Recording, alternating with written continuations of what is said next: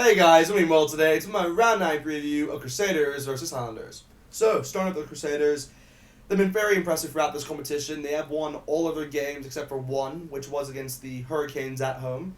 That was a huge upset, you could say. And the Highlanders will be looking to upset the Crusaders again in this game, because if the Crusaders do win this match, they have won Super Rugby Aotearoa, so they were the, betting favorites to, win this competition, which it won't be too big of a surprise if they do win this match, but you never know. The Highlanders could pull a massive upset and allow the competition to go down to the final round. You could say when the Blues are at home against the Crusaders, and the Highlanders are at home against the Hurricanes. But it looks like the Crusaders will be playing their last home game within this competition, and they can definitely rely on that good home record they normally have. I mean, they did lose their last home game against the Hurricanes, but we'll just have to wait and see, really. And it looks like they've actually made a number of changes to their side following their win against the Chiefs. So, at number 1, they've selected Joe Moody. At number 2, they're going with Cody Taylor, who's the captain of the side. At 3, they're going with Michael Alaalatoa. At 4, they're going with Sam Whitelock. At 5, they're going with Quinton Strange. At 6, they're going with Tom Sanders. At 7, they're going with Tom Christie. And at 8, they're going with Y2 Douglas. So it's a very good looking forward pack there. They've made a number of changes, especially within that forward pack. Starting off with Joe Moody, he's he's returned back into the side following, he had a family issue that he had to just take care of from the previous week, so he wasn't able to play in that win against the Chiefs. So good to see him back because he's arguably the best number 1 that New Zealand has at the moment. And Cody Taylor, he's been in good form as well. And Michael Alaalatoa, it's a good front row there. It's like I always said, it's arguably the best front row within this competition. And you have the likes of Quinton Strange, who is, getting, you can say, a promotion into the starting lineup with Mitch Dunshea, getting rested for this game, which is fully deserved, after his, a lot of good performances from him lately. So, it's good for Quinton Strange and Mitch Dunshea. So that's a good switch right there. And it looks like what they've done is that Y2 Douglas has returned back into the side. He is also he is a vice captain within the side as well, and it looks like he'll be taking on the 8 position as he normally does, leaving Tom Sanders to shift back into the blind side position of 6. So that's it with the forward pack. Moving on to the backs, at number 9, they've selected Bryn Hall. At 10, they're going with the main man, Richie Mo'unga. At 11, they're going with George Bridge. At 12, they're going with Jack Goodhue, who's the other vice captain. At 13, they're going with Brandon Enor. 14, they're going with Sever Reece. And at 15, they're going with Will Jordan. So this is definitely a good back line. I'd say it's the back line that I would choose if I were the coach of the Crusaders, which is never going to happen. But I do like this back line a lot. I mean, especially the likes of Will Jordan. You do have David Havili, who's been he is injured throughout this for the rest of the competition. So it's just good to see more of Will Jordan, and he's in top form as always, and he's arguably been the most informed player for this competition, and I think he'll stay like that when it ends. But he's always good to watch, and especially Richie Mo'unga as well. He's definitely stepped up. He had that, I'd say, the best performance I've ever seen from him. Just play. To be honest, the best performance I've seen him just play within rugby was that Blues game, because he just. He had a huge influence, and he's also had an influence within other games as well. And I think that's literally the only switch that they've made within that back line. I think is with Brandon Enor. He also returns back into the side from injury. So it's definitely great to see him within that side.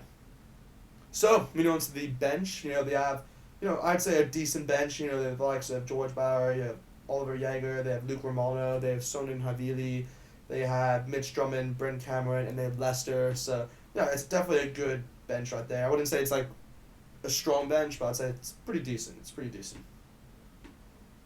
I mean, hopefully, with the likes of Mitch Drummond, I'd say Mitch Drummond, Luke Romano, and maybe Lester can make an impact within that second half. So, moving on to the Highlanders. The Highlanders have actually only made one change to their side following their defeat last week against the Blues. And that's it's kind of surprising, really, because I think the Highlanders did need I would say they needed to switch a few players around following that defeat against the Blues, because they're just not. They didn't play as well as they normally have throughout this competition, because they have surprised a few teams. Like they usually start up I say they started up late, but yeah, they just never got it going really within that second half against the Blues. But yeah, at number 1, they have selected Aiden Johnstone. At 2, they're going with Ash Dixon, who's the co-captain of the side. At 3, they're going with Takalahi. At 4, they're going with Perry Parkinson. At 5, they're going with Jack Wheaton. At 6, they're going with Shannon Brazil. 7, they're going with Dylan Hunt. And at 8, they're going with Tudu. So yeah, definitely a great forward pack there. They haven't made any of their changes within that forward pack. And to be honest, I wouldn't change anything if I was the coach. I mean, that forward pack has done wonders throughout this competition. Very underrated, I'd say, a few players, especially the likes of, I would say Dylan Hunt has probably been the one player I've been very impressed with throughout this competition. He's definitely, raising his hand, say, for maybe the All Blacks, you never know, you have to wait and see, but he has definitely had a lot of good performances throughout this competition. And yeah, no, especially with the likes of, I'd say Frizzell. I mean, Frizzell's just a given, really. He's been on top form throughout this competition, as well as Tudu. He's definitely impressed. One for the future. And same as Perry Parkinson, one for the future as well. But yeah, that front row with Johnstone, Dixon, and Takalahi is pretty decent and has definitely got a lot better throughout this competition. So, moving on to the backs. At number 9, they selected Aaron Smith, who's the other co-captain of the side, of course. He is normally he's a good leader. And that leadership thing they have with Ash Dixon and him works really well. But yeah, at number 10, they've gone with Josh Leone. At 11, they've gone with Jonah Nareki. At 12, they've gone with Tompkinson. At 13, they're going with Michael Collins. At 14, they're going with Josh McKay. And at 15, they're going with Mitch Hunt. So yeah, no, definitely a good looking back line there. They have the only switch they've really made to the side is with Jonah Nareki coming back into the side in replace of Scott Gregory, who is, just not included within this whole match day squad. I think he's just being rested because he has played a lot. And yeah, no, it's a very good looking back line there, especially with the likes of, Tompkinson, and I'd say Mitch Hunt. They've been the two standout players. I mean, I'd say the most standout player has been Aaron Smith throughout this back line, but just particularly pointing on those two, Mitch Hunt was very impressive throughout the early stages of the competition, but then as soon as Josh Leone, came back recently, I think it was the last game, Mitch Hunt has had to step back within the 15 role, which that 15 role has not, I say it's the one position that the Highlanders really haven't decided on who is there. I mean, you never know. Maybe when Minnesota comes in, they might switch a few. They might put Josh McKay into the 15 role, slot Mitch Hunt within the 10, Josh Leone at center, him at Minnesota at 14. We'll have to see. We'll see what happens within that. But yeah, talking about Minnesota, he's still remains out of this squad, which is unfortunate to see. He's also he is a quality player, but he's had a long time within the injury. After his shoulder injury, of course, and that he's been out I think for 21 months so far. So yeah, it's a long time for him, and yeah, it doesn't look like he's not included within the side. But the good news is that there's actually a slight possibility that he might actually be able to play within next week's game against the Hurricanes, which would be very interesting as his debut for the Highlanders. But yeah, other than that, I think that's it with the starting squad for the Highlanders. Moving on to their bench, they have a decent bench. If I had to say, I'd say it's